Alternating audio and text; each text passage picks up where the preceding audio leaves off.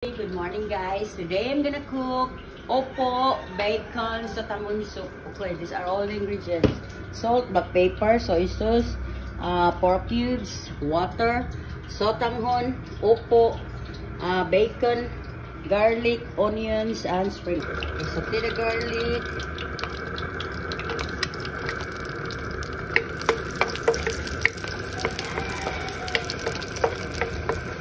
And then the onions.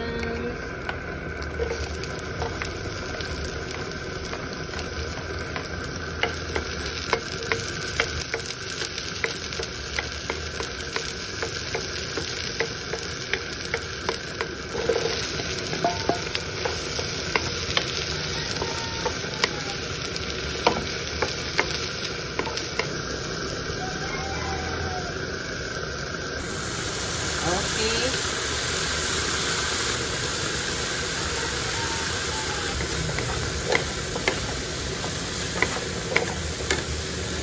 Then after that one, we're gonna add the bacon. The bacon is already cooked, okay?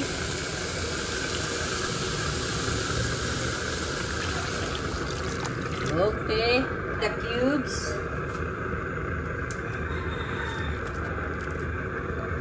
We're gonna cover it first until the opo is going to be cooked, and then it boil, so we can add all the ingredients. So the opo is partially cooked, so we're gonna add the sotanghon.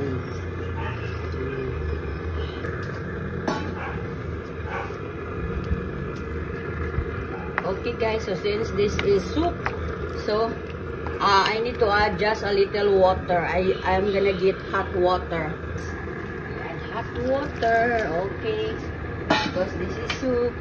Okay guys, so we're gonna cover this one first, simmer for a few minutes, and we'll be right back. Okay, our opo bacon sotanghon soup is done, but we're gonna taste it first if it's not salty. Okay, I'm going.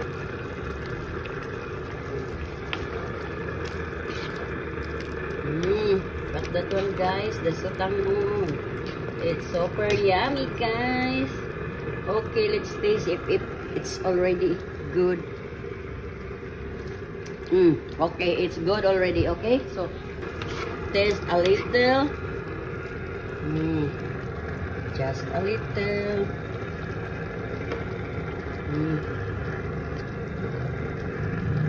Okay, guys.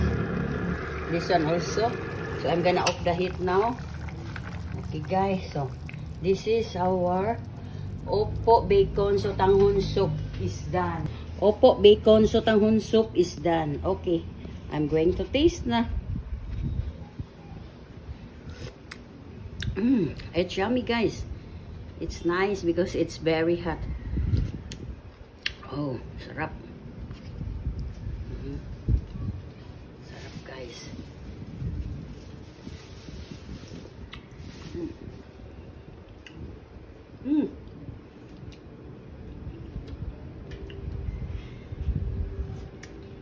Oh guys, it's super yummy.